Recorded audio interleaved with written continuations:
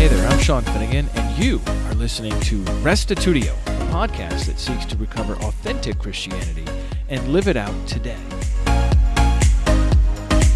Mina grew up in a poor village in South Korea in the 1950s. She faced many hardships due to her abusive alcoholic father, who loaned her to another family to work as a servant. Although Mina escaped from that situation, she found herself in something much worse. She got entrapped by sex traffickers and forced to work as a prostitute. The crushing shame from these experiences followed her through life, even after she escaped to America and married a soldier. Only when she became a Christian and started reading the Bible did she find the healing she desperately needed. Here now is episode 667, How God Healed Me from the Shame of Prostitution with Mina Hacker.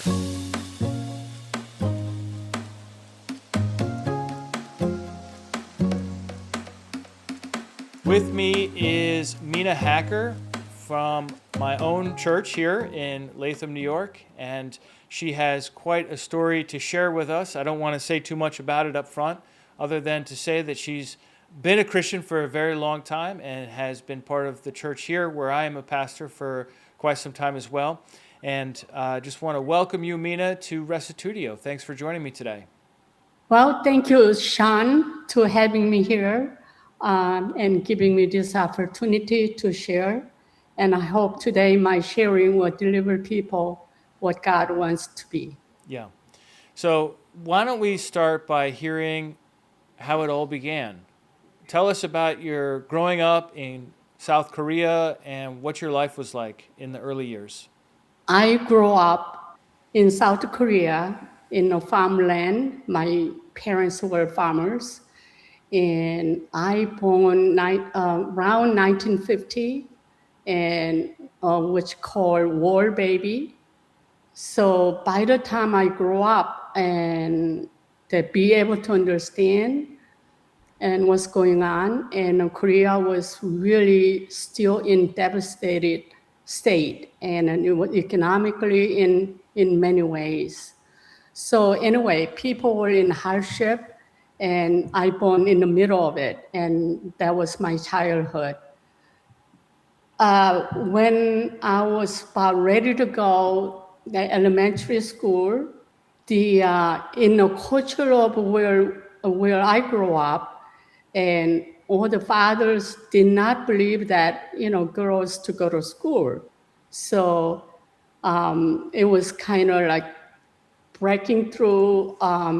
With a new movement that, the schools built in the country, and people start sending, advise people to send girls to school.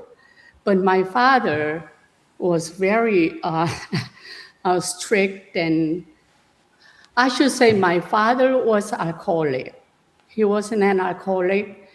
And he was really abusive on his children. And we were kind of like, when we grew up, we were kind of like child slavery. Oh, wow. Yeah. And how many kids were there growing up together, living in the house? My parents had four sons and four daughters. Two of my brother died. The first one died 4 years old, and another one died 7 years old. And so two was brothers. Was that because of poverty or disease or accidents? Or poverty and disease, and those days it's just simple diarrhea. Wow. You can die from. Yeah, there were no penicillin and no medicine to treat.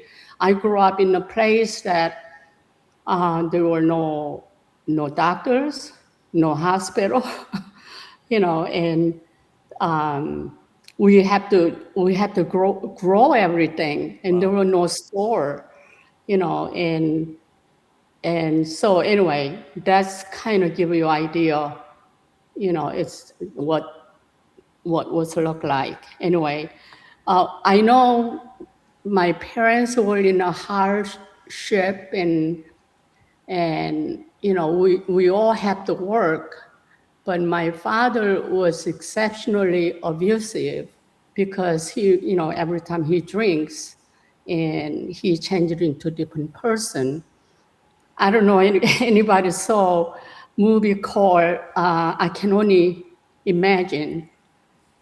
And when you see in that movie that father, my father was not any less abusive Okay. than what that father was in the movie. So that gives you an idea of. So we grow up with like really fearful of a father, and my mother, of course, trying to protect us all the time. So I go further. What was like in like a religious matter there? Yeah. It was like, nobody heard name Jesus in that town. Nobody knew, nobody heard about it, nobody knew about it.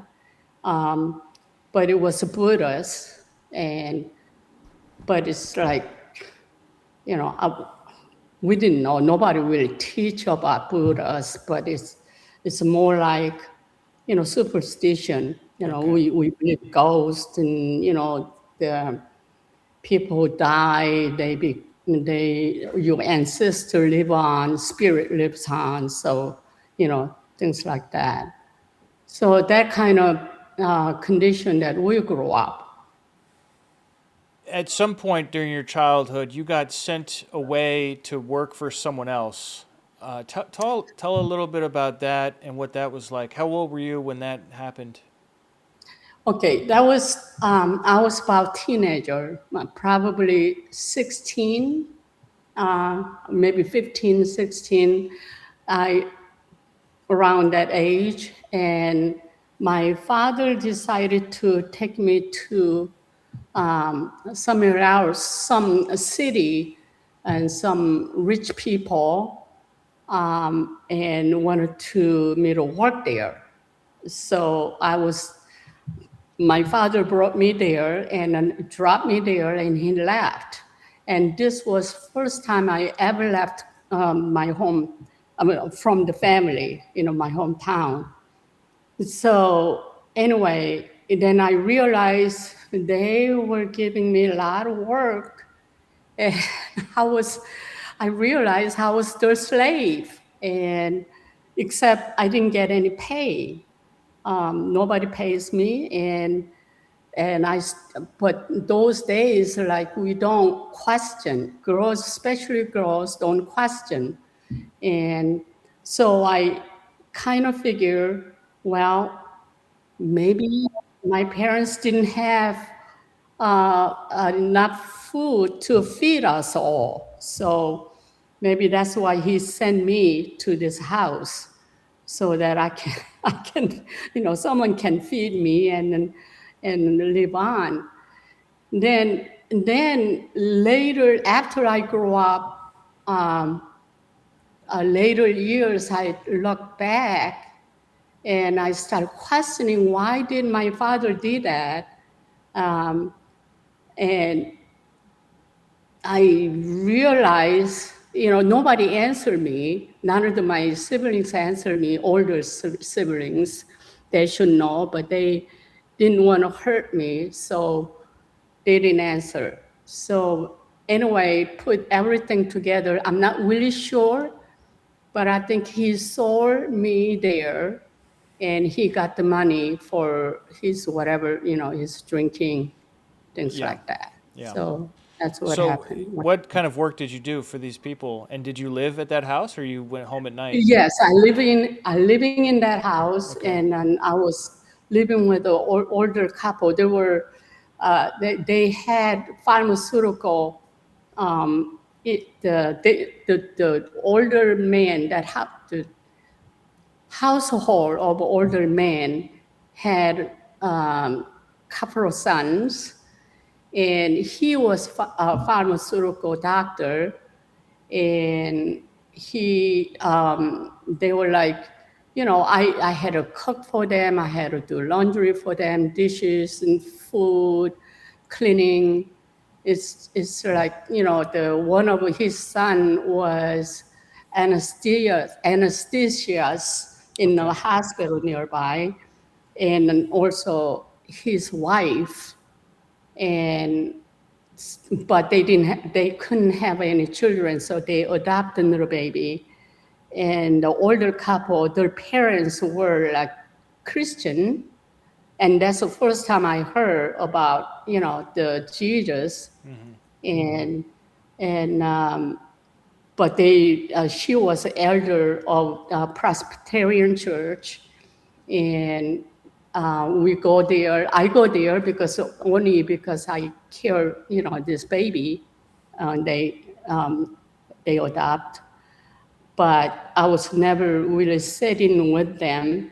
I was treated like, I was not fit into that crowd You or were whatever. a servant. You weren't an I was, equal. yeah. And how many years was this situation for you? And what That ages was were you? Do you remember? probably about a year, Okay. but seems like back then it was like trillion years went by, because it was, I was teenager, and then I was really crushed, my self-confidence just way down, I was nothing but just working, and they're slave, you slave, you just do whatever they told you to do, Yeah. you know. All right. Oddly enough, afterwards, I just couldn't believe that after I become a Christian, that that older lady was Christian and elders in the church, but she was not even considered wanted to tell me about salvation. Oh. But only thing I heard was when she was like trying to put baby to sleep, she sang "Jesus Loves Me, This I Know" song. Okay. All right. I mean, I'm kind of ahead of what I was gonna say. Yeah. But after I become a Christian, first conference, first gathering, area meeting at the time, the bigger meeting, and went there. First, I didn't know any Christian songs at the time, but this particular meeting, first meeting I went, they sang "Jesus Loves Me" in English, but I knew that song. And I just break down, cry. That was kind of neat. Wow. So you were there working for this family for a year, and what happened next? And so while I was working, and then I heard my dad was sick. And I don't know, there were a lot of things happen, and my memory is not that clear, some of the things, but the few things I remember was that one point I went back to home with my, vacation, like, I took vacation from my work because I heard my father was sick, and there were no one there to take care of him because my oldest brother was really severely sick, and he was in the hospital. My mom was there, taking care of him, and just nobody was there except my two younger sisters were there. So I been called to back home to take care of my dad. So I went there, and I tried to taking care of my dad. One morning, I got up a little late, and because I was tired. And then my dad got really mad, and he was gonna hit me with a like big stick. And then I know if I get hit, and I'll be either crippled or gonna be injured really bad. So I ran away and from him, and I don't know what happened. So I decided to talk to him. First time I talked to him in this way, I say to him, I came here to take care of you. Look at what happened. Everybody left you, and then there's no one to taking care of you. I'm here to taking care of you. Now you treat me this way. And I think you're trying to turn into dictatorship, like, communism. Yeah. And somehow you have to change your attitude. And then I just ran. I mean, after I said that, and I just ran away. Then So where did you when run to? I ran to next to neighbor, then I went back to where I was working in that family, rich family. Then shortly after that, then I had a plan. I just didn't want to live that way. I got to do something for my life. I don't want my future to be just end that way. I mean, at that age, it's like, my clock is ticking. I can't just stay this way. I got to do something. So I planned I was gonna run away from there. I mean, not run away.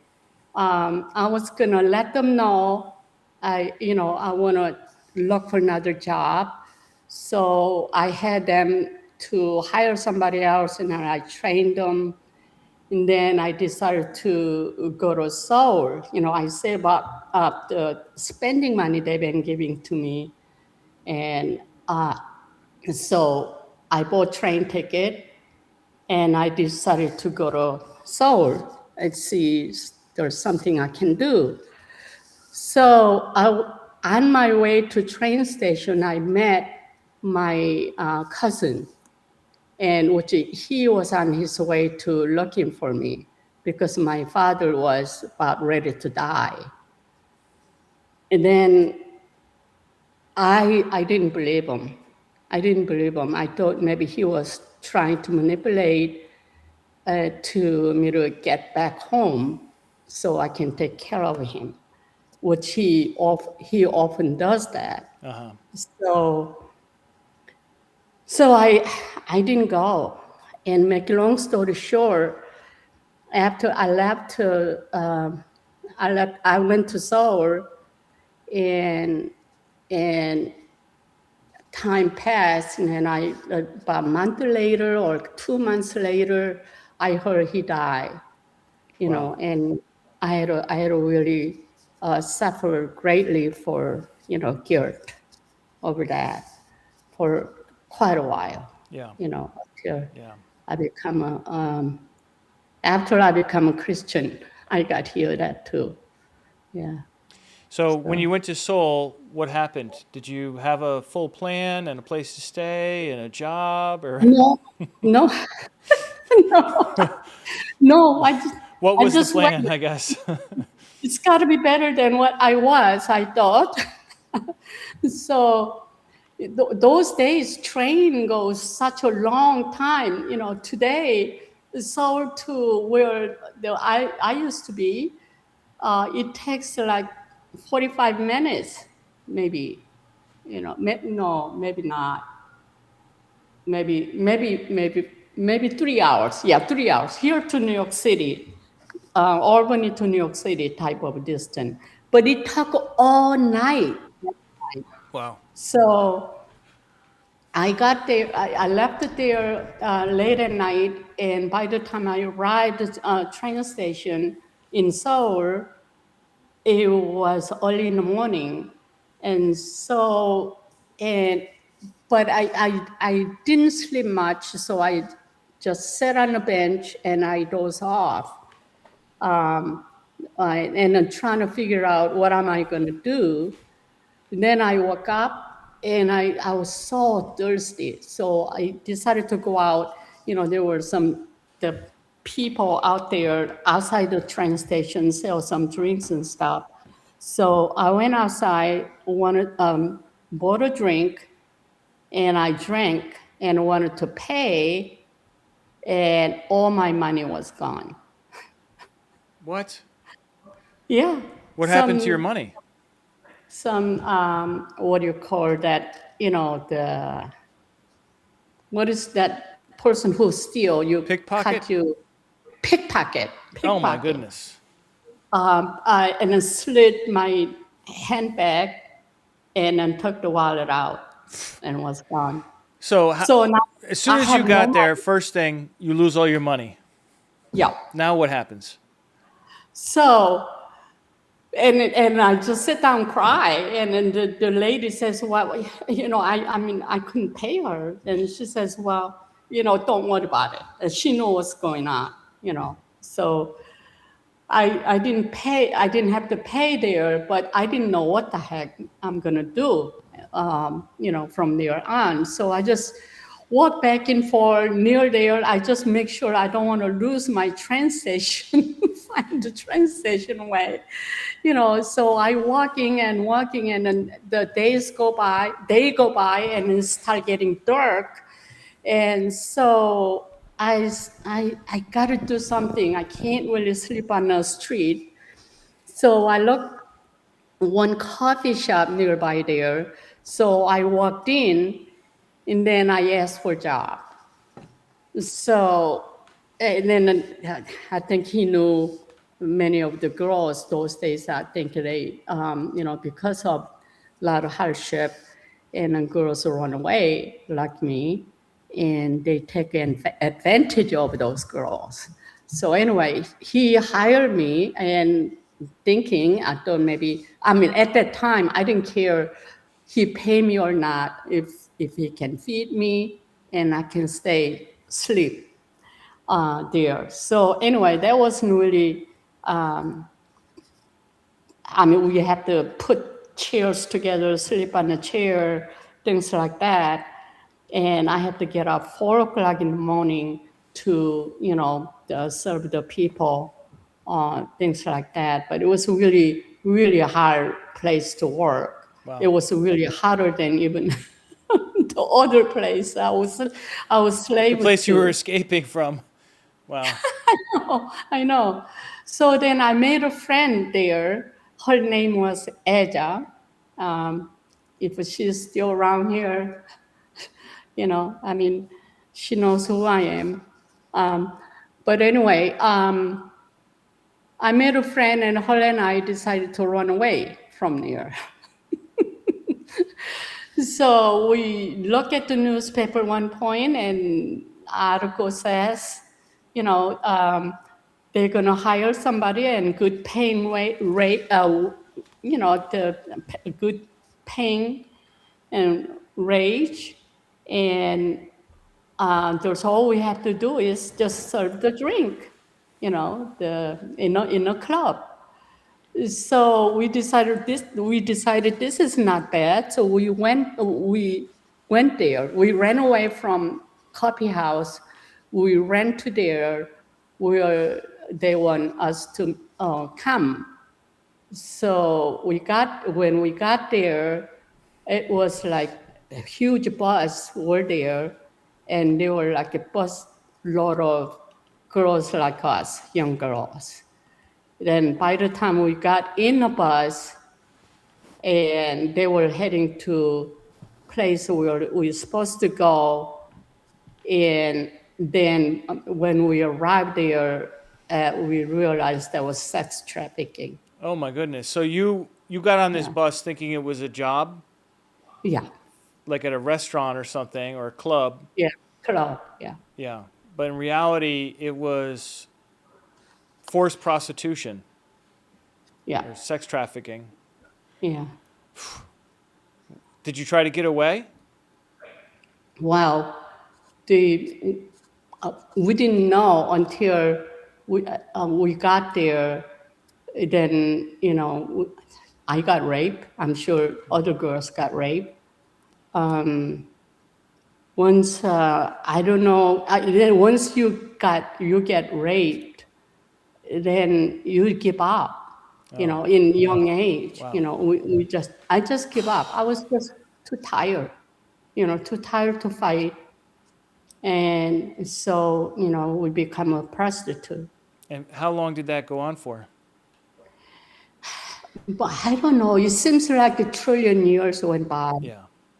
and at the time it was like probably not even probably year, maybe, yeah, the most, Wow. you know.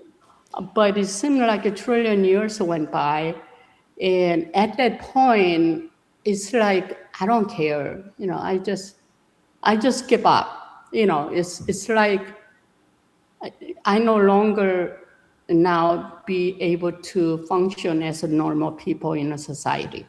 I know I can never, in that time, the South Korea, the culture was uh, even you're not prostitute. If you lose your virginity, you really can marry to decent men, either secondary man, or the second wife, or something like that. You really can live a dignified life once you lose virginity. But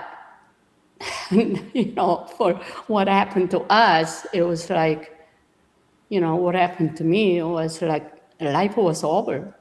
I So that's what you thought? You were saying to yourself, like, my life's over. You were feeling like, what's the Yeah. point of Yeah. So continuing on? Or go ahead.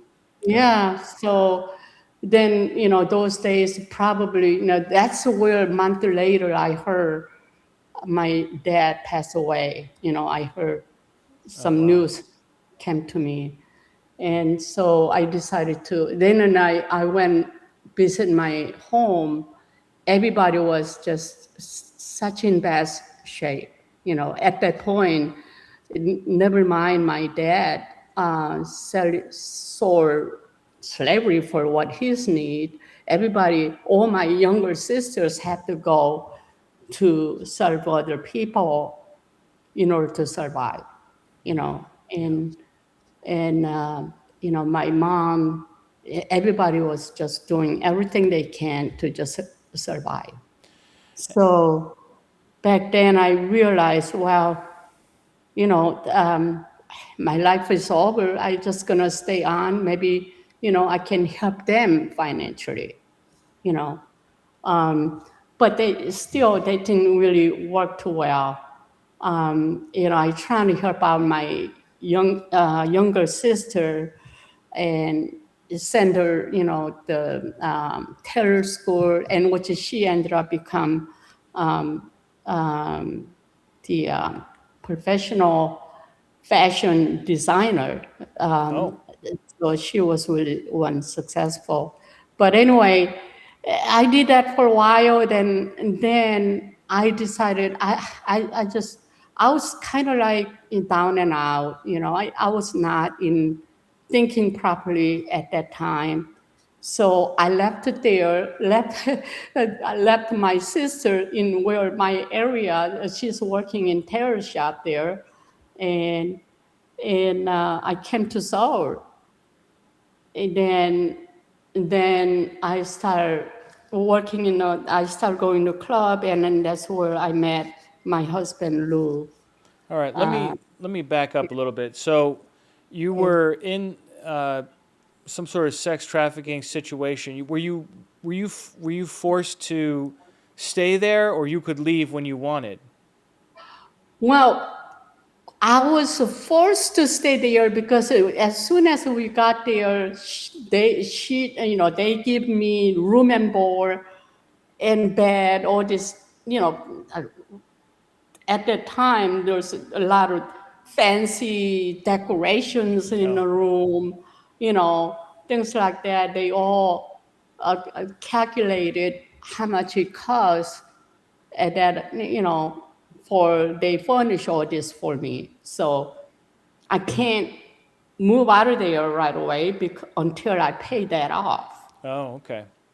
So When I you pay that you had to off, work to make money to buy your freedom. right. And then when you did, you went to stay with your sister. No, then I would stay by myself at that time. Then I help out my sister. I decided I'm gonna just take off that area. Okay. Quite honestly, I don't even remember that town name. Okay. I I just don't because I just pushed out of my head. Yeah. So Yeah, after you were able to get free, yeah, you met the man who would become your husband in a club. yeah. Okay. Tell us about that. How did you meet him? And because I he's went to American too, he's not a Korean He's American. man. I went to club. I got a job and I went to club and you know the I was just anybody who wanted to support me and I went bed with them.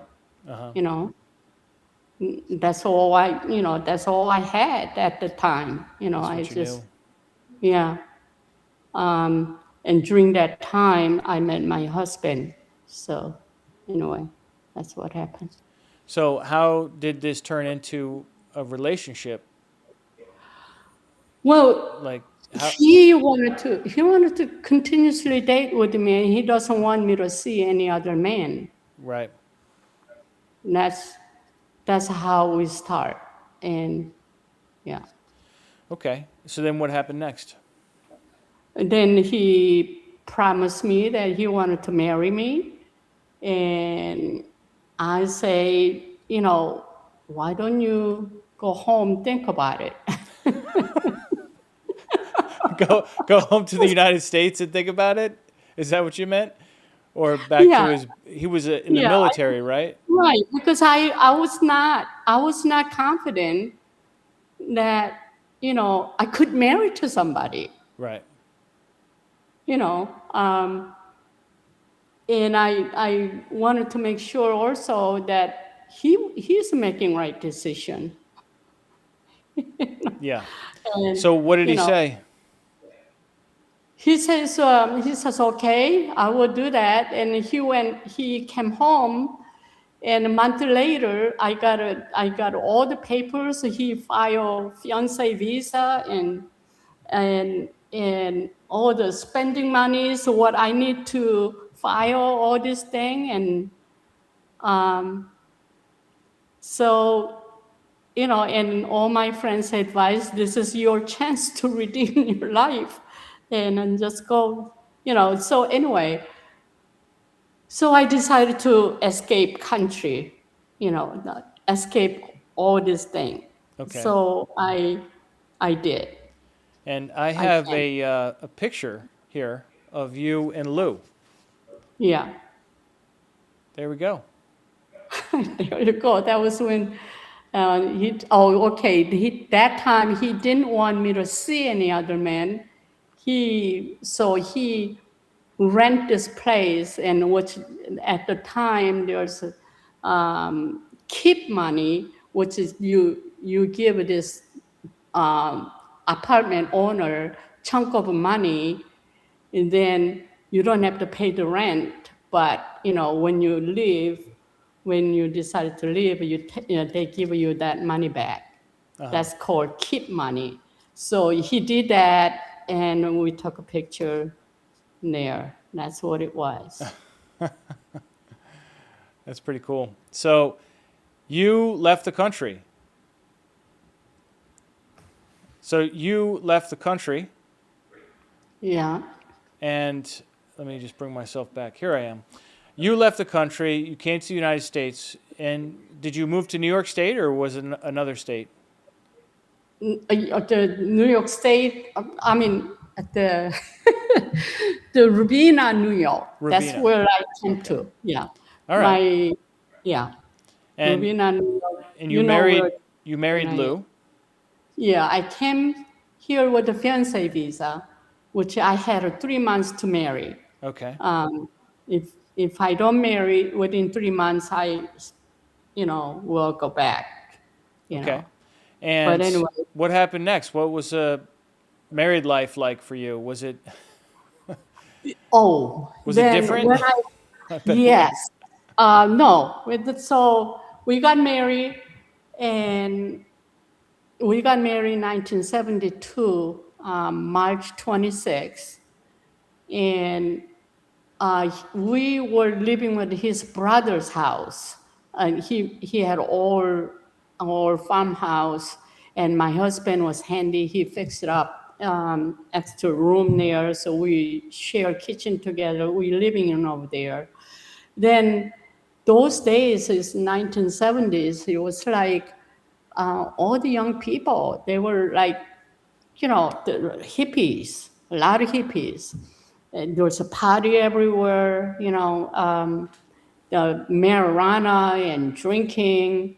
And, it seems like those days you don't have to work. As long as you go over there, join the party, and they feed you and they give you a joint, they give you a drink, things like that. So anyway, and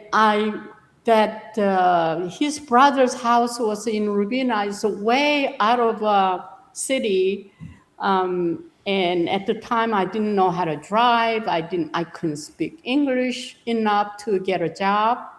So I stayed there and helping out my sister-in-law, my brother-in-law's wife, and we become really good friends. But she's gardener, and I was helping her, but every weekend, their whole motivation of working and doing things is for party on the weekend.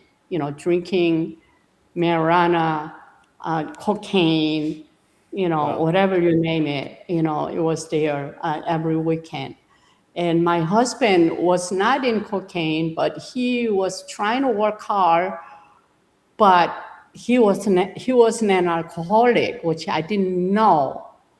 I didn't know what was alcoholic like. I thought everybody drinks and there's nothing wrong with the drinking. But like my husband, I realized he was alcoholic, and whenever he go to work, he doesn't come home. He afterwards he stop at bar and until bar close. Those days, bar close like 4 o'clock in the morning. Oh, wow. So Yeah. yeah, so That's a late night. yeah, so every night I'm waiting for my husband to come.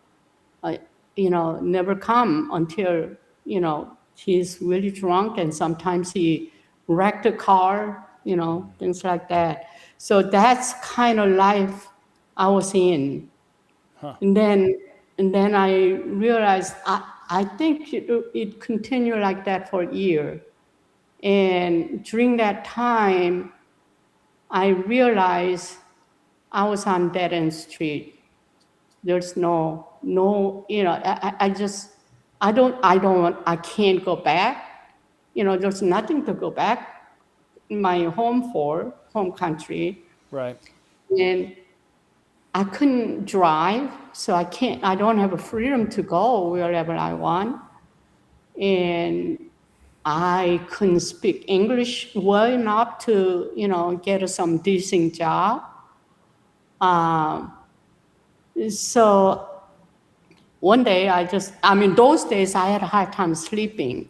And my husband his job was pharmaceutical distributor. Those days, you sell drugs, medicines, each drugstores, or not drugstores, doctors distribute this whatever doctor needs in the local doctor's offices. That's the job what he had. But when I had a hard time sleeping, and he gave me a sleeping pill. Okay. So I started taking that, and I got addicted to that sleeping pill. And also I was drinking at the time too, trying to numb it up. whole situation was going on. And so anyway, one night I decided this is it. Best thing to do is just end my life and it'll be over. So Okay. So what I happened? committed suicide. I took the whole bunch of sleeping pill, and I woke up 3 days later. Oh my I didn't goodness. die. I didn't die. Yeah. Where did you wake up? I was in my husband's arm when I woke up. He was holding on to me. Okay. Yeah. Do you know what was he thinking when he came home and he saw you sleeping and then you were still sleeping again, or did he understand what was happening? Probably he knew what was going on, but though I don't think I think they were afraid to, just hoping that I will wake up. They were afraid to take me to hospital because they were doing all kinds of illegal things. Oh, I You see. know, Yeah. want to put everybody in trouble. I mean, this is I'm guessing. Why 3 days? I slept for 3 days with a sleeping just pill, probably. yeah. All over the floor, probably, whatever. And why didn't he take me to hospital? Do you know You how know, old you were when this happened? I have to say about 22. Okay. Yeah, around that time. This is just an incredible amount of suffering for any one person to go through, from childhood slavery to prostitution to just being so miserable in life in a new country that you decide to end it all by the age of 22. Just an incredible amount of hardship that you faced. Yeah. Well, you're still here now, so you made it through. You woke up. What happened next? Well, that was most difficult thing I ever done, trying to kill myself. So since I didn't die, and I started thinking about what I just explained, why didn't they take me to hospital? And if I die, I know I may be so insignificant, but nobody would know how I die, you know. And so I decided, with that kind of courage, it takes a lot of courage to end your life. Yeah. So I decided I'm going to do everything I can do to live, see what happens. So I was mad at my husband, mad at everybody there, angry at them, and way the things go. So I left my husband and I went to stay with my friend. Then she had a bunch of ladies who going to work in factory, some factory in Kuksaki. And so I was with a bunch of ladies and ride together and work in the factory. That's what I did for almost a year. And during that time, my husband just kept visiting me every day, almost every day, and saying, "Come back." Wow. So you lived Yeah, apart for a year, but yeah, you saw each other over and over again. yeah. And why didn't I you mean, want to come back? What? why Because did he his want to come back? lifestyle, or why did you want to stay away? Because I want to stay away from that toxic life. I want Just the to, party lifestyle. party lifestyle. I don't think physically I was ill, mentally, physically. I was not in good shape Yeah. during that time. I got to do something to live life, you know. Yeah. So if I'm going to live, I got to stay away from it. And so that's what I did. And then my husband keep coming, visiting me, keep asking me to come back. And I gave him an ultimatum. I say, look, I can't live my life that way. I came here to a better life. Instead, I think I'm getting worse. Wow. So, unless you move out of that house and then get a different place for ourselves, I can't go back to you. Okay. And so he did just that. He had an apartment, in Heritage apartment, and so that's when I decided to move back with him. Then I got a job in a Japanese restaurant in downtown Albany during that time. And I was working there for a while. But my husband's drinking habit didn't change, Okay. and then he's gotta be driving me back and forth. But when he come to picking me up, he sat on a bar drinking more than I could make a tip. So he's spending the money as fast as you can earn it. Oh man. Yeah, but he's a really nice man. He turned out to be a really nice man. He is nice man. He was a nice man, but it was addiction. Yeah. Yeah. That's And what. he probably had his own reasons and his own difficulties in the past that he Yes, was trying to numb sure. by Yeah, yeah. medicating through I'm alcohol. sure. I'm Um, sure. but you were trying to get out of that. You have been around that your whole life. Right Yeah, from the time that you were a little girl sleeping, in the house and your dad is drinking and um, up through the years in Seoul, you're around it and you're just trying to escape. I did. I did. Yeah. So what happened next? So anyway, then but still it was livable. Now we are ourselves by ourselves now, and Not no I longer still with his work. brother. Yeah, yeah, I'm still working, and I keep studying English. Back then, there were like the federal government support. There were free program for foreigners to how to learn English. So, I got into that, at which my husband figured these things out and then introduced me. So he probably thought I need to learn English.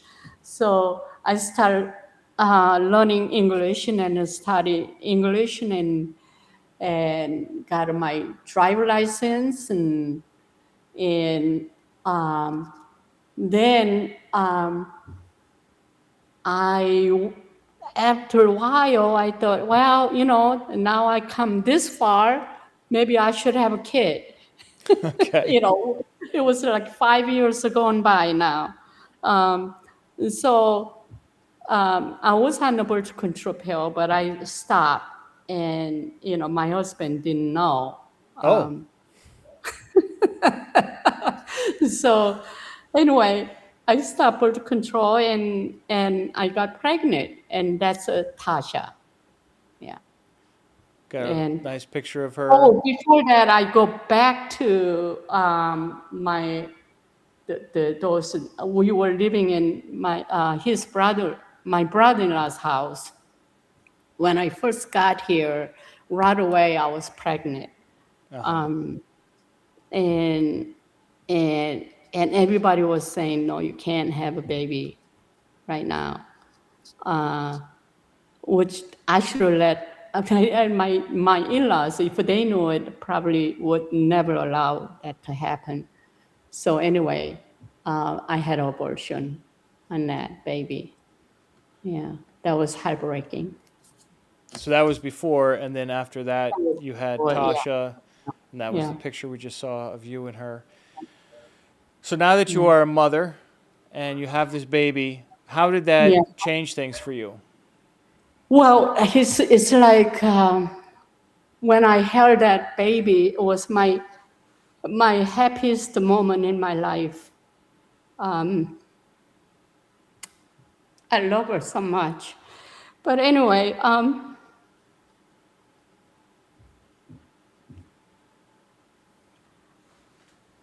so life continued on, and my husband was still drinking, and when I was just, we were constantly fighting, arguing, and trying to stop him to drinking. And it just didn't happen. And every time we got in a fight, and I just feel my whole energy just wasted, right? Just no. So one day I looked at the baby and I thought to myself, well, you know, instead of wasting my energy with my fighting with him, why don't I just, collect those energy and then do everything I can to, support, provided her. And so I decided to get 2 jobs. So Okay. during the day, I working in a factory nearby, and I had a driver license now. I had a car. It's an old car, but it takes me somewhere. So and at night I got a job in Hero, which is in Schenectady. So I did that for about a year, and during that time, my husband quit drinking. So That must have been huge. yeah, yeah, and when he stopped drinking, it was like it's it's it's just everything changed. When he stopped drinking, and so during that time, and I didn't have time to spend money, so I keep saving, so I had enough money saved. So I decided to, I want to, now 7 years passed by since I came here. I came in United States. So I decided to go visit my family in South Korea. But I didn't explain what condition that was during that whole 7 years here. The communication I had with my family was the only communication we had was letter. They had no telephone. Wow. Only markets and some maybe town hall if you're gonna call somebody, whatever, it's like emergency things like that, but there's no place to call whenever you need. It's not like today, you know so when you send a letter, it takes a month to get there. That's kind of communication we had. So anyway, I just want to know how they doing, So I decided to, and also I was kind of like, even though my husband stopped drinking, I was kind of tired of the living hardship living in this country. Maybe Korea got better. Maybe I have a better place to live over there, a better way to live life there. So I took my I took my daughter Tasha, and I went visit over there. And how But old was Tasha at that time? she was about 2 years, 2.5 years. Okay. Yeah, yeah. So I got there. Uh, it was like, if I sum it up, I didn't have a chance to tell them about my hardship in America, because they start telling me hardship, what they had. I had to just cover my mouth. Wow. I couldn't say anything because they were a lot worse off than I ever did. here. So that's when I decided to, I wanted to help them, but there's no way. There's too many of them, and there's no way I could do it. Even I'm struggling here. So that's when I decided I call on God. If there's any God, there's any higher power, then who can help this, my family? I want to know about it. And that's when I got invited to, my friend's mother was visiting Seoul, Korea at the same time. She had a cancer, and then the doctor said she only have five years to live.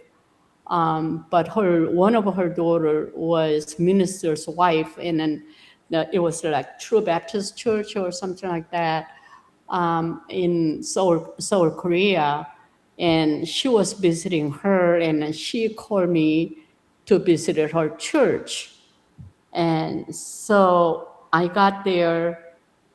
The funny thing is, I really want to hear about this. The first time I'm going to church, I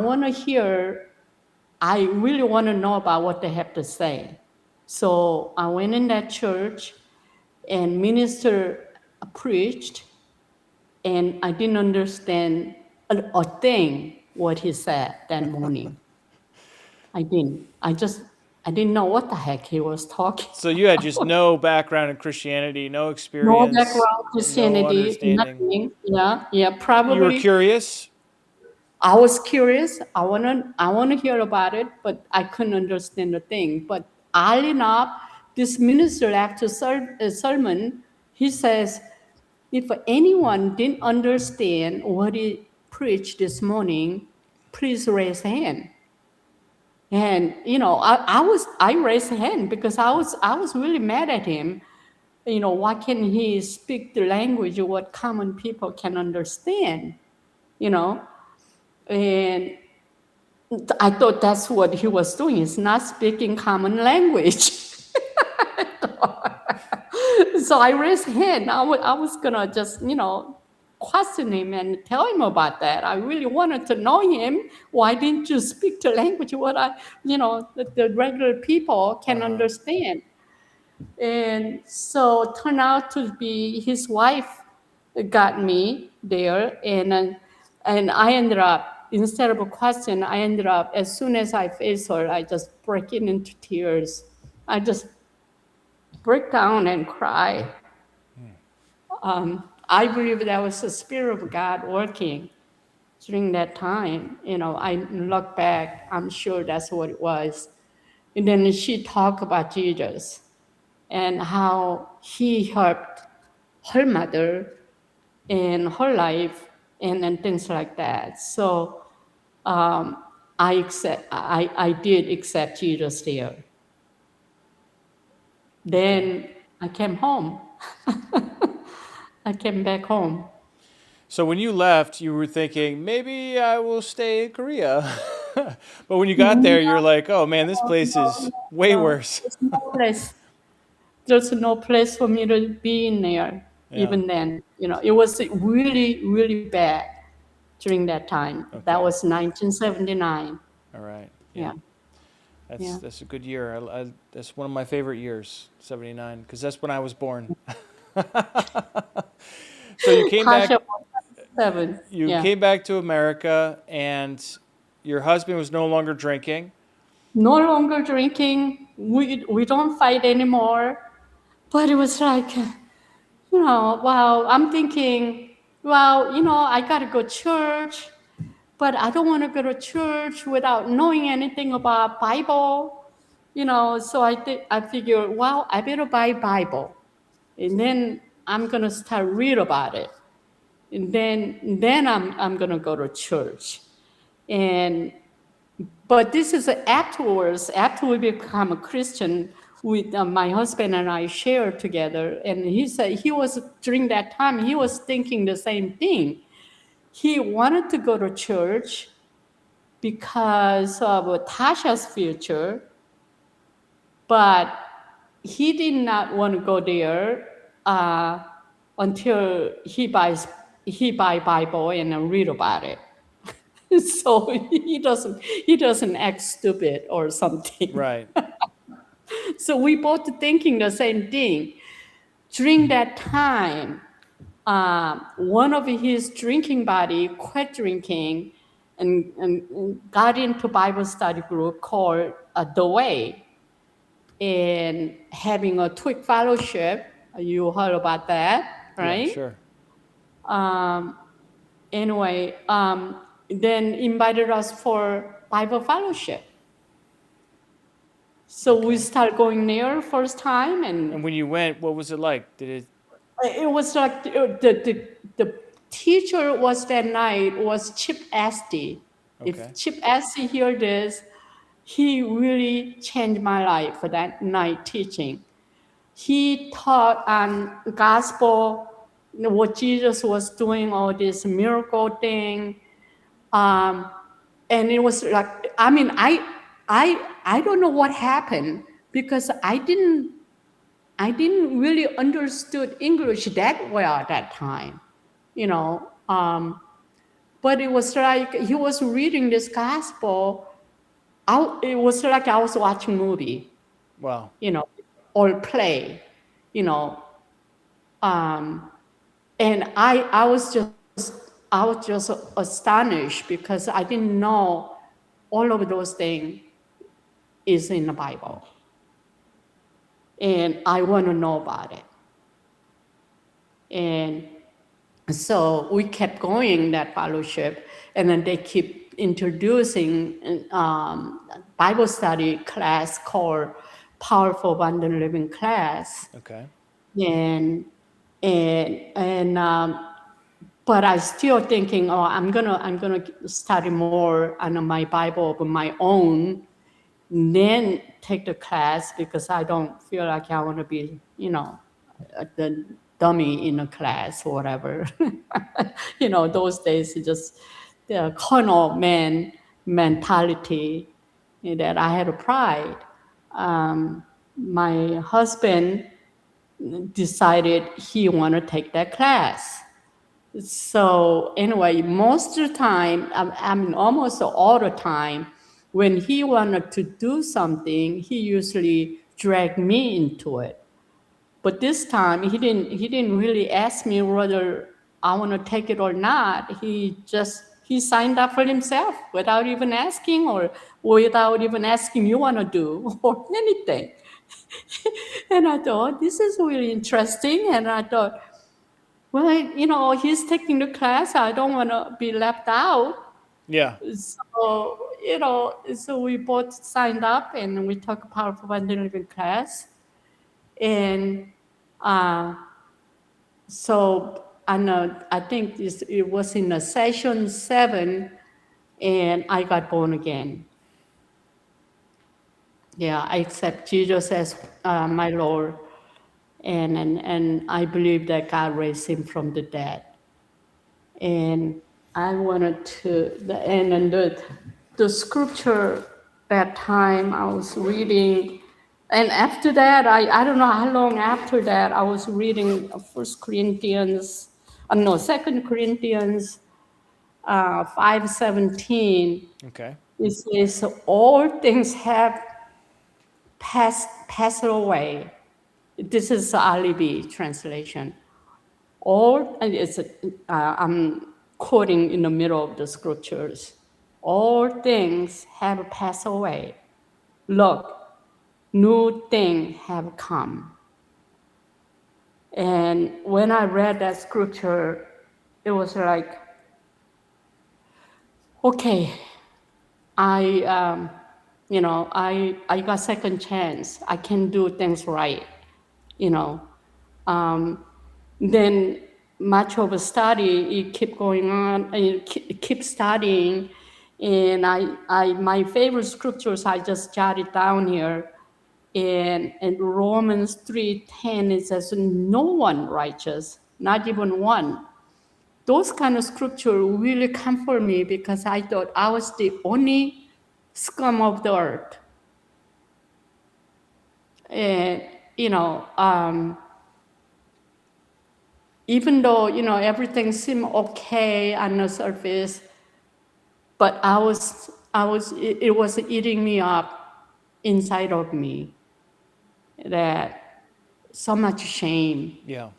So explain to me a little bit more about this verse. You said, there is no one righteous, not even one. That's what it says in Romans 3:10.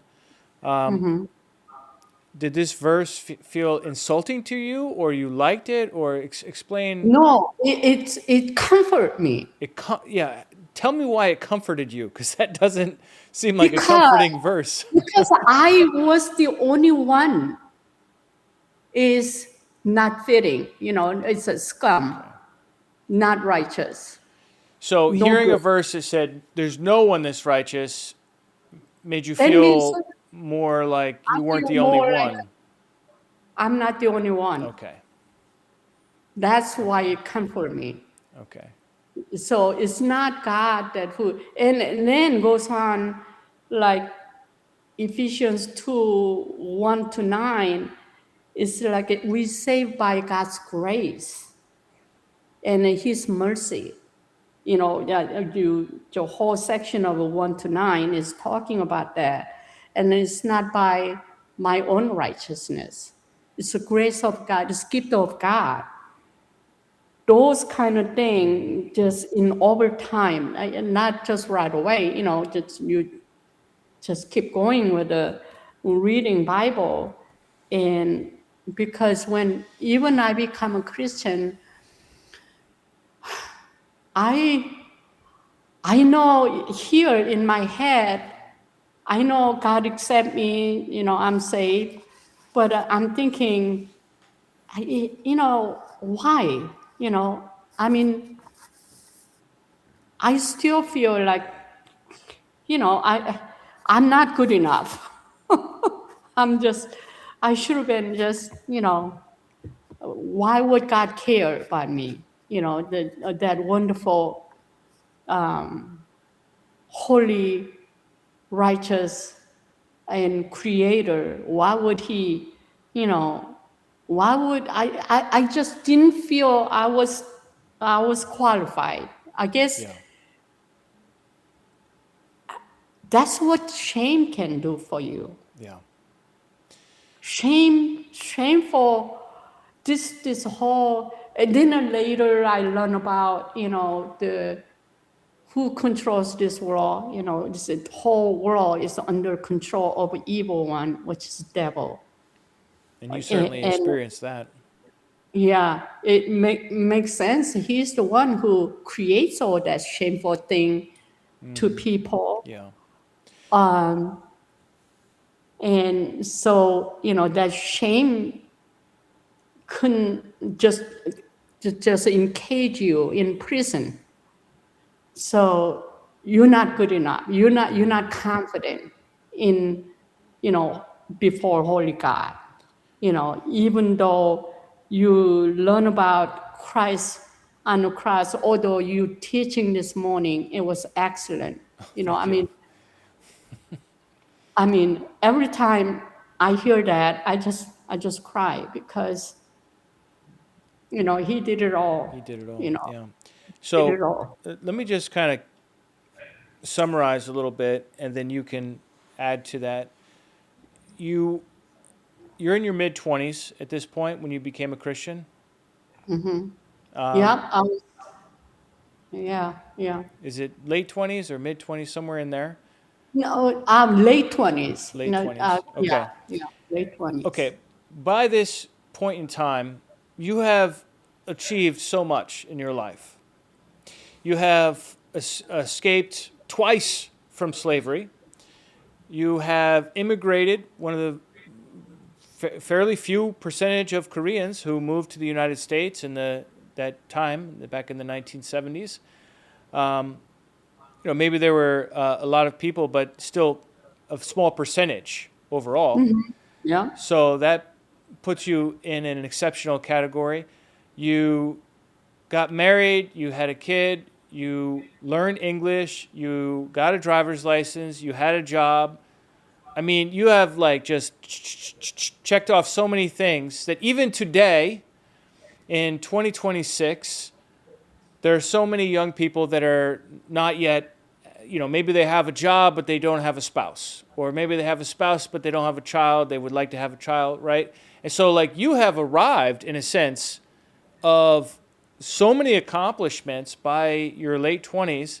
You're now a Christian, and yet you still think in the depths of your soul that you're not worthy and that you're no good and that you feel shame. Is that correct?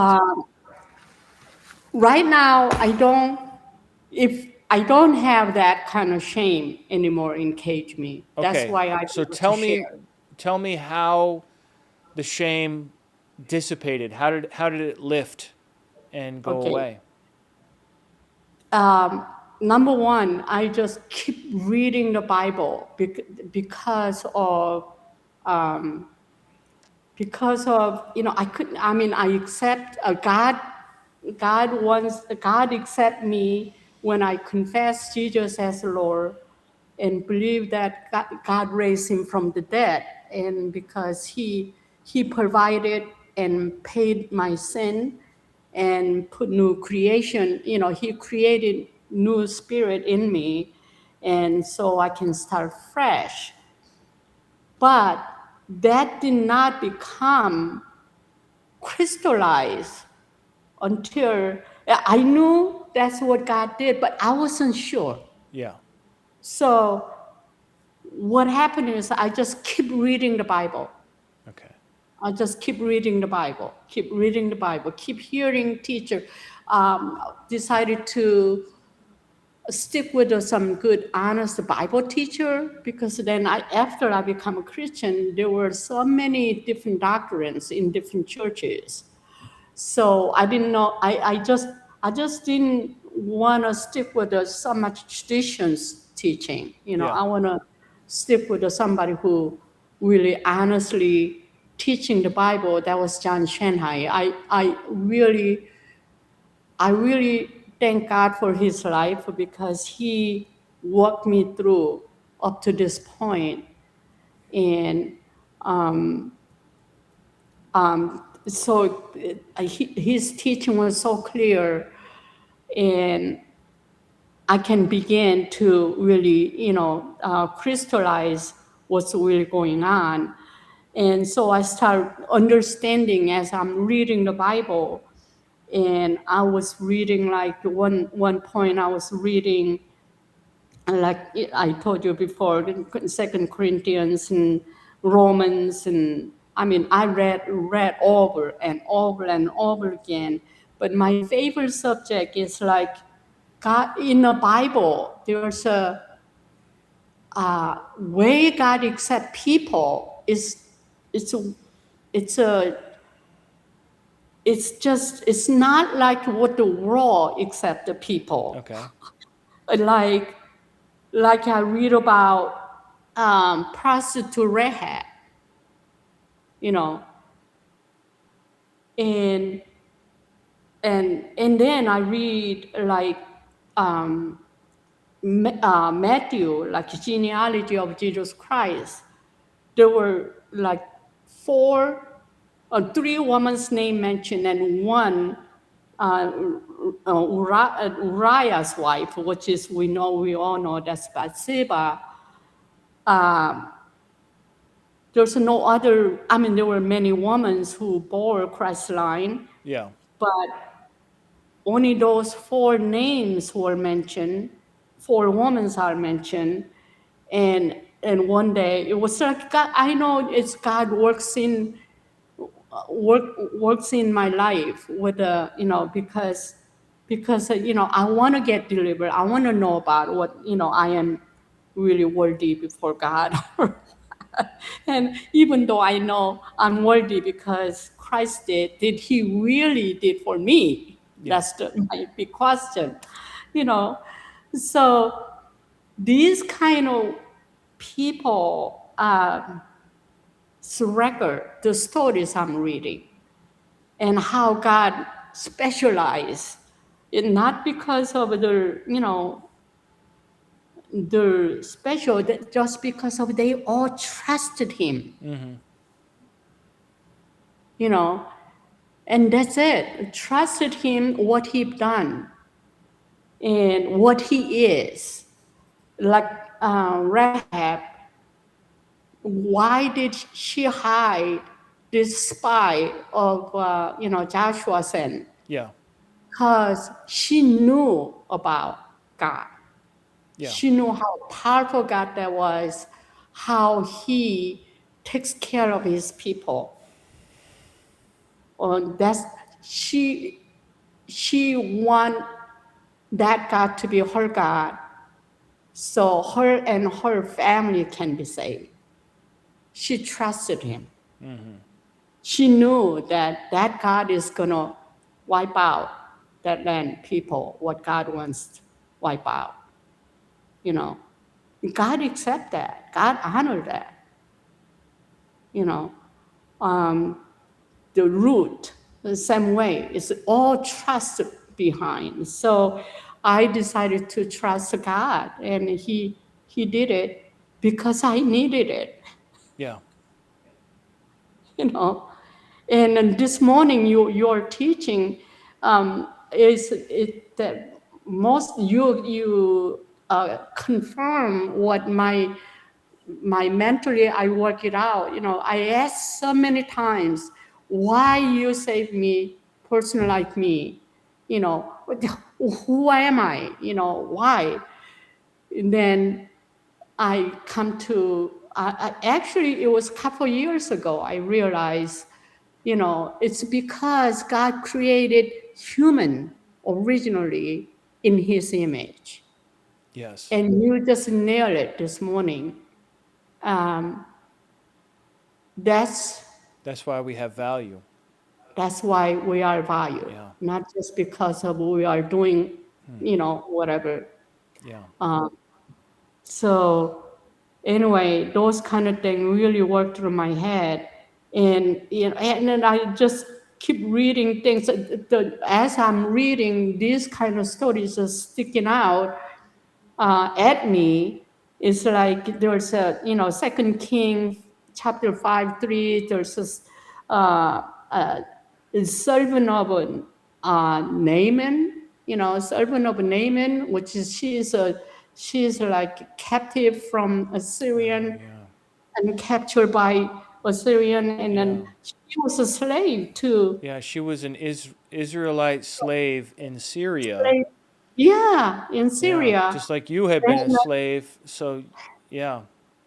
And she introduced the prophet in Israel, and Elijah, Naaman got yeah. healed. Things like that. Those kind of stories really is like, just tons more. Yeah.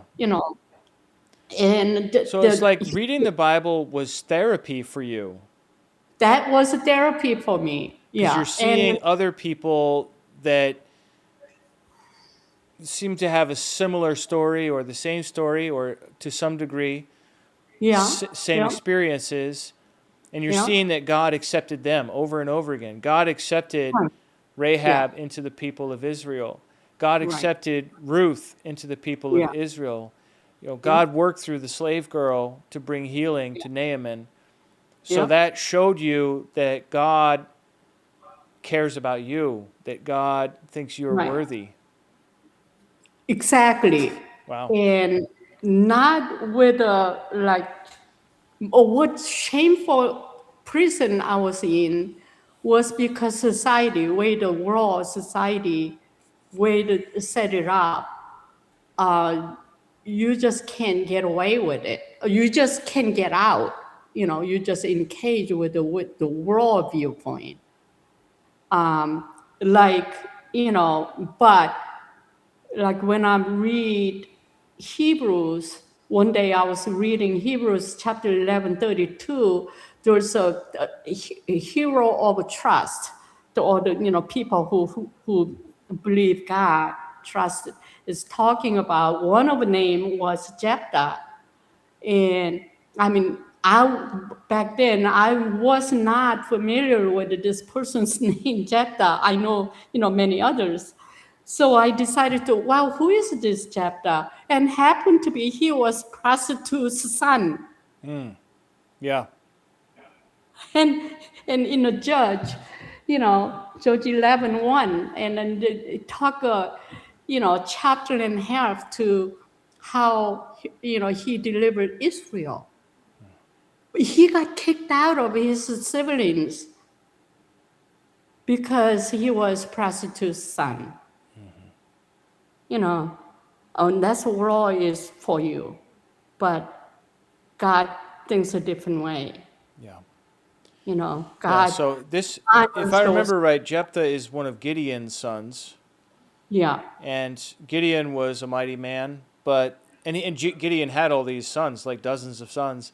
But then there was like one random other son through a prostitute, and he becomes the most significant of all the sons, and he becomes the judge in Israel, which once again shows you that God will work through somebody who comes from a low position to accomplish his purposes. Things like that. Yeah. So you and Lou both became Christians, and how did that change your life? Well, it changed, really completely turned around. We had a real good marriage, and he was a good man when he stopped drinking, and he was really a giver. And then after something happened after the previous church got corrupt, so we left that church. Then we were kind of like a struggle for a while. I was looking for, the better church. He just distrusted this religious leader. He's trying to do at home by himself.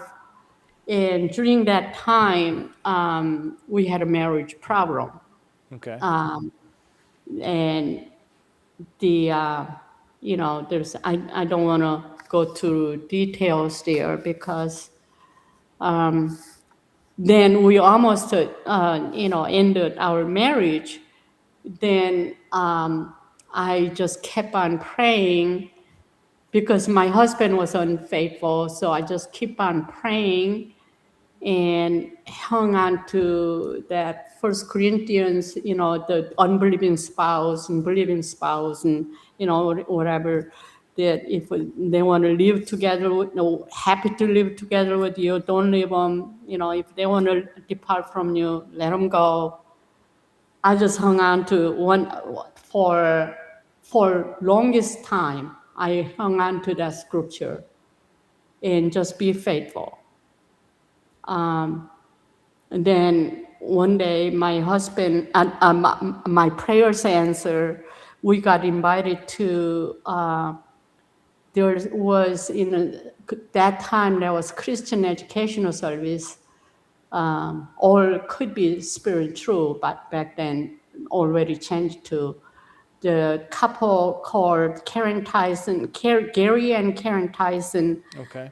Invented one flash seminar. It was like 5 days couples retreat, and they invented and they were trying out in the family, in people that they know. And third time they were trying out, we got invited, and that was my prayers answer. We got there. Our life was changed. So tell me more about that. Was that up in, where do they live, in Michigan or something? Or where are they? Yeah, we're living in Michigan so right you now. Traveled up there with Lou for a 5-day? Indianapolis, yes.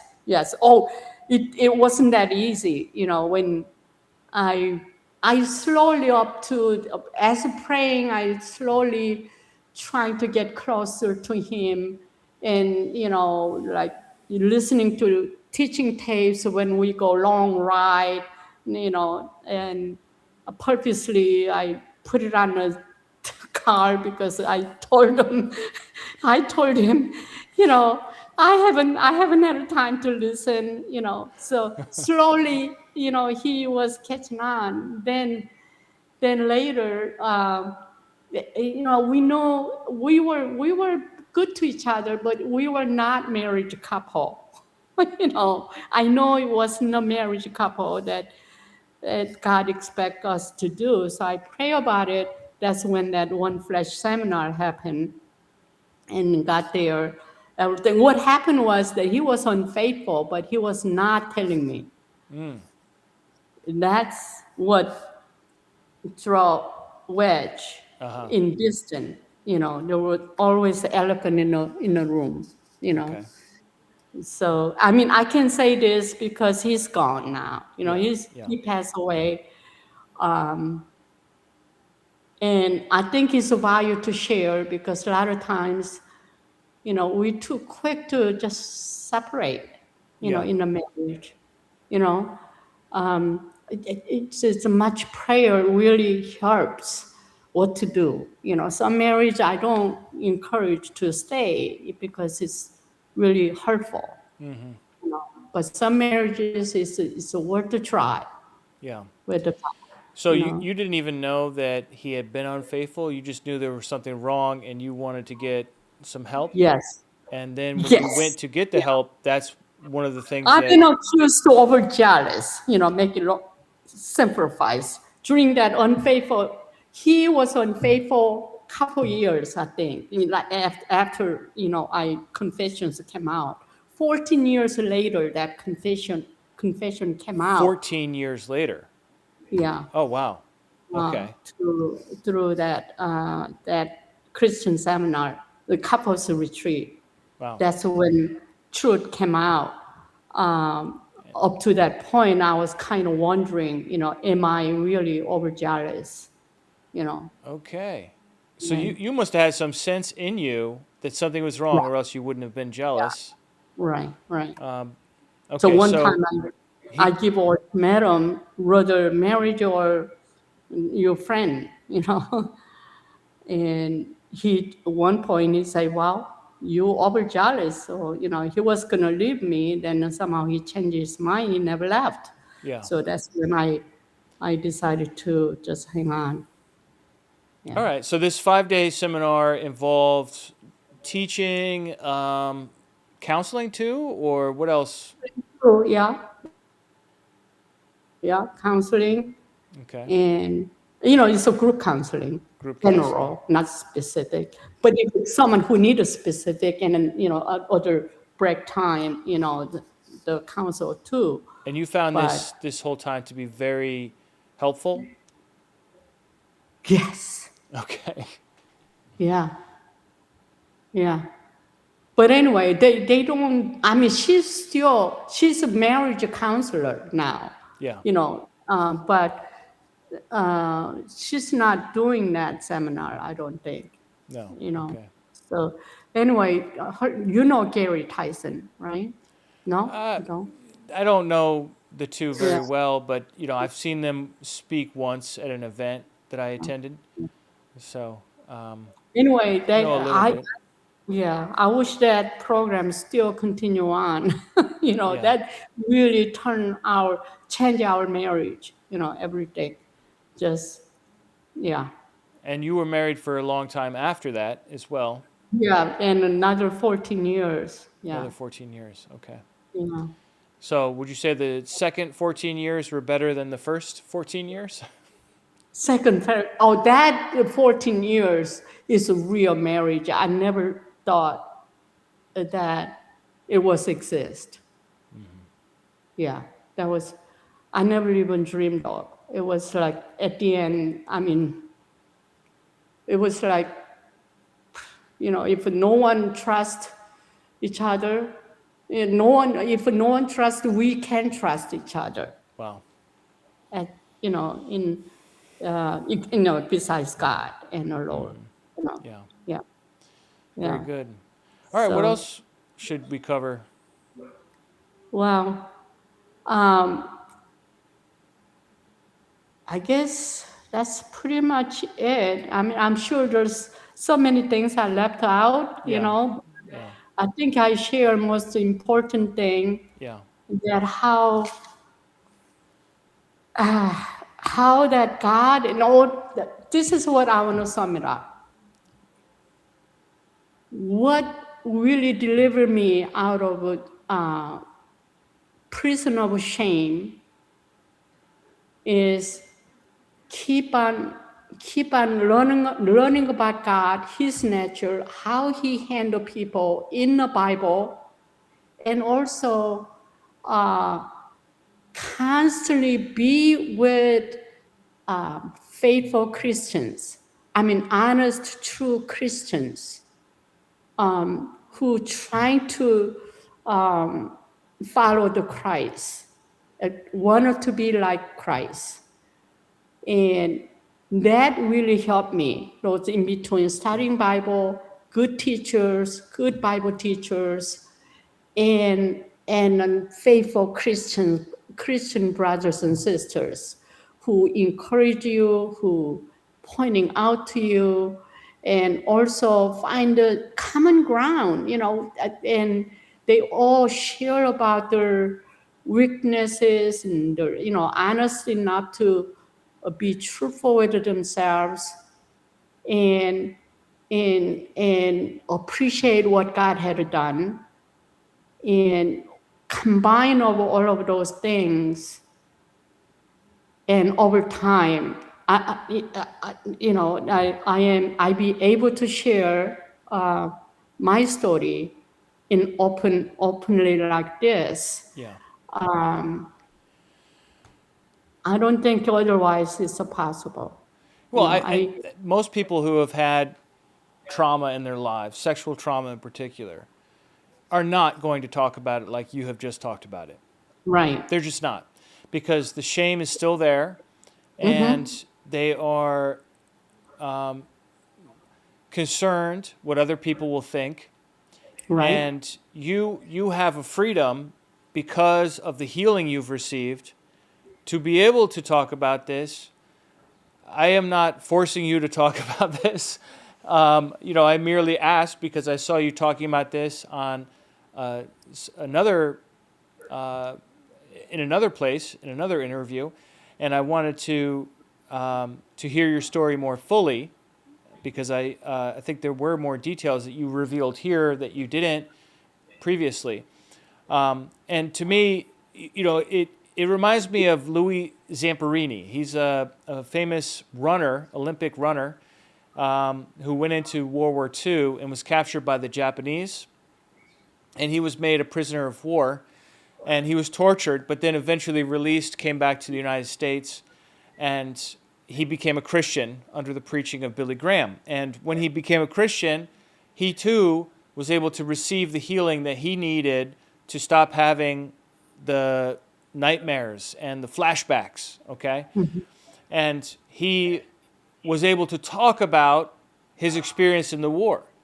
A lot of other people won't talk about the war because it's too emotional, or it's too embarrassing, or it's too intense, right? But Yes. Zamperini, they wrote a book about him called Unbroken, and then became a movie. He was still able to talk about it. And to me, that's the signal of somebody who has received healing, is that you can talk about it and it's not right up in your throat, that pain. Not that it is a happy thing to talk about, but it is something that you can do. So I think you are able to testify here today that, God is still alive and working and setting people free. And I hope that if anybody out there has had similar experiences, that they too can receive freedom, whether through taking a class or reading the Bible or going for counseling, or however it works out specifically. But the one thing I want to say, just as we're closing down here, that has always impressed me about you is your tenacity. You have a perseverance, like the phrase "a dog on a bone." You try to pull the bone out of the dog's mouth and it won't let go. That's like you, where you're just pursuing. Once you came to hear about God, you just pursue, and Yes. you want to read the Bible, and you want to read it and study it, and you want to gain the information, the knowledge, starting from zero. And now you are a woman. Because when I met you, which is only a few years ago, I don't know how many years ago, but maybe 5 or 10 years ago, you were already a woman of great confidence. And when I met you, I said, wow, this is somebody that knows what she believes and that knows why she believes it and that has a firm foundation and a strong faith and nobody's going to push. You're not a very tall person, but nobody's going to push you around. That's the impression, and I saw that you were a successful businesswoman and that, you are somebody effective in ministry, in having fellowships at your house and other Korean women that you work with. That's how I saw you. So to hear your story and all that you've been through is just absolutely incredible. So I appreciate you you sharing all that.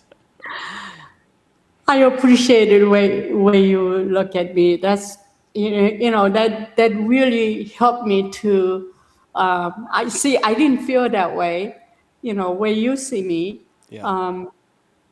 I just try every day a little better. Yeah. All right. Well, I think that's it for today. Anything else you'd like to say before we close out? Well, I guess that's it. What would you say to somebody who is maybe going to watch this later and they're not sure? I say, if God can save me and set me free from all the shame that world throw at me, there's nothing that God cannot deliver. So what main thing person gotta do is trust him, his ability, God's ability. That's what his honor. Yeah. Awesome.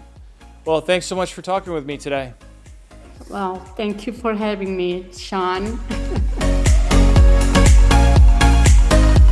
Well, that brings to an end this interview with Mina Hacker. If you have any questions or thoughts or comments, come on to restitutio.org. It's like the word restitution with no N, and find episode 667, How God Healed Me from the Shame of Prostitution, and leave your feedback there. Well, as it turns out, this week I am out of town, actually in Kenya, Africa, where I am visiting a pastor there and speaking at a church in the Kisii area. But I'm recording this ahead of time, so all I can say is I hope I'm having a great time in Africa. Usually when I've been to Africa a number of times. This is my 4th time visiting the continent of Africa, although Africa is such a big place, it's hard to universalize what conditions are like or what my experiences have been like.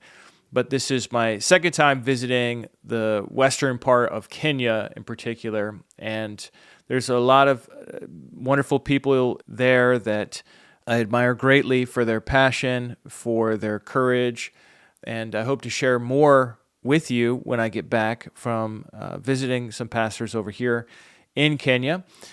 Well, I hope to be able to read out some feedback for you from our episode last week with Jeremy Martin. What an incredible episode that was. And then this week with Mina Hacker. I've got one more episode lined up in a kind of 3-part mini-series here on how God transforms people's lives and how God is alive and active today, healing and restoring, and how Christianity is incredibly powerful, especially for those who have faced an incredible amount of shame in their lives. And all shame, of course, is not bad. Some shame is good. You should feel bad when you do something wrong. But there's a toxic form of shame that lingers and turns into a feeling of unworthiness that really can imprison us in such a dark place. And I so appreciate how Mina explained her experience. And I'm looking forward to our interview next week, where another lady in my church shares about her own experience of transformation. It's a totally different story than what we looked at here with Mina. But I think you'll get the impression that God is alive today. God is active. God is moving. The only question is, what are you doing? How are you partnering with God? The motto of this podcast is restoring authentic Christianity and living it out today. And we do spend a lot of time thinking about how to restore authentic Christianity. What does that mean? Who's the authentic God? Who's the authentic Jesus? What's the authentic teaching of the Bible? And that's, of course, always going to be an important part of this podcast. But I live in the real world with real people. And as a pastor, I see how some people whose lives change and other people whose lives don't change. And so that's the second half of the motto of Restitutio, is living out our faith today. What good is it to restore authentic Christianity if you just know it in your mind, but you don't actually put it into practice in your life and in your relationships with people? And I think if you are a genuine Christian, then you should seek opportunities to share your faith with others. And sometimes we look at others and we say, oh my goodness, this person is in prostitution. Or our previous week, this person is a pothead and a video game addict. Or maybe it's somebody that has tattoos on their face or just comes from a different walk of life than you do. Maybe it's a businessman or a businesswoman who seems intimidating in their power blazer and their fancy car and seems like they have their life all together. They don't need God, right? So whatever it is, my point is that God is reaching people, but he does this through people. He does this when we invite people to come to church. He does this when we share our own story of faith. He does this when we tell others, for example, about this podcast episode. You know somebody that's struggling with shame? I bet that person wasn't twice enslaved in South Korea like Mina was. I mean, this is such an extreme case of trauma that it really should be able to speak to so many different people, both women and men, who have endured some sort of trauma on this scale that results in lasting shame. So my point is, I love these episodes. I know that they might seem a little off-brand to some of you who just think I should do theology stuff. But hey, look, I am a whole person. I am not just into theology. I am into theology. I'm so deep into theology. It's not even funny how deep into theology I am. But that's not everything in life, is it? So seeing how God transforms lives, I hope, builds your faith and will also help you to share your faith with others. And I hope you will share this episode with others, because this episode can do a lot of good as people hear this incredible story of redemption. Talk about an incredible freedom that this woman of God has. Even though she has this backstory, that she has peace in her heart. And she has a sense of value because she knows she's made in the image of God. She knows that God has reached out to people like her throughout the pages of Scripture that she reads. And she knows that God loves her and that she has a place in our community. In fact, she's going to be leading a small group coming up in the next couple of weeks in our local church here, Living Hope Community Church in Latham, New York. So thanks so much, everybody, for listening. If you'd like to support us, you can do that at restitutio.org. Thanks to all of you who are supporting us, especially on a monthly basis. It makes such a difference. I'll catch you next week. And remember, the truth has nothing to fear.